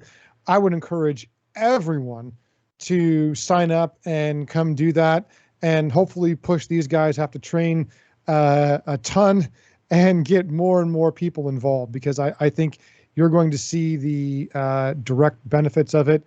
And if you're if you're not a member, I would suggest you consider joining ADI because of the things we're discussing here and the fact that we are trying to work together as a team. If teamwork and mastering skills are important to you, then this is definitely the right organization for you. And I'm being corrected. It's not box flying. It used to be. It's now formation flying. In fact, I was one of the people that helped rename that. So my error. But, ADI is really dedicated to, making the most of Star Citizen for our members. And right now we're talking about what that means in the combat arena. How do we fly and fight as a team? But as the director of research, we have looked at things like the number of vehicles and types that we can fit into the Hercules. I'm sure we're going to dig into mining. So whatever you're looking for in Star Citizen, whatever your interest or goals are, just know that, the leadership here is very dedicated to understanding how the game works, getting some training for our members to accelerate their learning curve faster than they could do on their own, and getting a baseline standard. So if I go grab a fighter pilot, I know he's been trained to a level. If I go grab a guy to help me go mining, I know that guy's been trained to a level. It makes us all more functional and as an org more competent. So, yep, I'm biased, but I hope you can see for yourself from the things you've seen here and the way that we conduct ourselves that ADI is a very, very strong org because we work as a team. Any comments on that? Nope, Totally completely agree. Totally agree. Okay. The solo MMO only gets you so far. I know. Yeah. And hey, I mean, whatever you're doing, wherever you come from, this is, I don't know, I've been with this group for a long time, so I'm pretty passionate and I put in a lot of work. And I want to see us succeed. And it's not just a hope. It's we have a plan and we do things with a structure. So, it's a little different than some orgs that maybe are just kind of loosey about it and just do whatever. But there's a point to it, and I hope you guys can see it. Unless you guys have something else or there's audience questions, which I'm not seeing at this time. Nope. Okay. Well, we have our next episode of Hangar Ready will be September 18th at 8 p.m. Again, this is a podcast that we provide and do. I enjoy being here.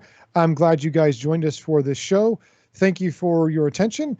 If you have any questions, this will be shown again on YouTube within the next week.